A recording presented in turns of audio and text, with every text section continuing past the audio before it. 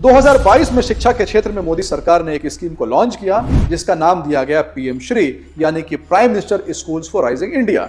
इस स्कीम के तहत पूरे के पूरे देश में 14,500 स्कूलों को मॉडल स्कूल बनाया जाना है और इससे हमारे देश के 18 लाख बच्चे प्रभावित होंगे।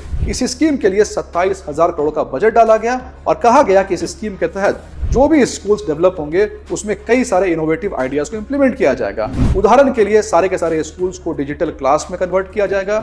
इसके अलावा स्किल डेवलपमेंट पे ध्यान दिया जाएगा, साइंस के लैब बनेंगे, मॉडर्न लाइब्रेरीज बनेगी और यहाँ पर सारे के सारे स्कूल्स को बगल के किसी उच्च संस्थान से जोड़ा जाएगा जो उसकी मेंटरिंग करे। कुछ स्कूलों में यह भी फैसला हुआ कि लोकल पुलिस जो है वहां की गर्ल्स है उसको सेल्फ डिफेंस की ट्रेनिंग भी देगी। इस स्कीम को पूरे के पूरे देश में हर स्टेट ने एक्सेप्ट किया, लेकिन 3 राज्यों ने इस स्कीम को मानने से इनकार कर दिया।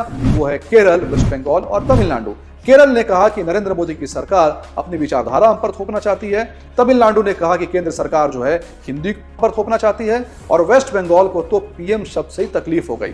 यानी कुल मिलाकर के इन तीनों राज्यों के वर्तमान मुख्यमंत्री को मदरसा के चलने से कोई तकलीफ नहीं होती। अगर यूरोपियन पैटर्न पर कोई स्कूल चले उसमें कोई तकलीफ नहीं होती, लेकिन अगर भारत की शिक्षा पद्धति पर, न्यू एजुकेशन पॉलिसी पर, ऐसी पॉलिसी जो कि बच्चों के अंदर में राष्ट्रवाद की वैल्यूज को डालता हो, ऐसी पॉलिसी जो कि बच्चों के अंदर में एक भारत श्रेष्ठ भारत को और ज्यादा मजबूत करता हो, ऐसी पॉलिसी से इन्हें तकलीफ है। कुल मिलाकर के सबसे बड़ा सवाल यहाँ पर यह है कि इन तीनों राज्यों के मुख्यमंत्री को जनता ने शासन करने का तो अधिकार दिया है, लेकिन क्या इन्हें इस बात का अधिकार है कि केंद्र में एक चुनी हुई सरकार अगर कोई पॉलिसी लाती है तो उसको ये अपने राज्यों में इंप्लीमेंट होने नहीं देंगे? यानी क्या इनके पास ये अधिकार है कि बच्चों के भविष्य के ऊपर अपने राजनीतिक एजेंडे को ये रखें?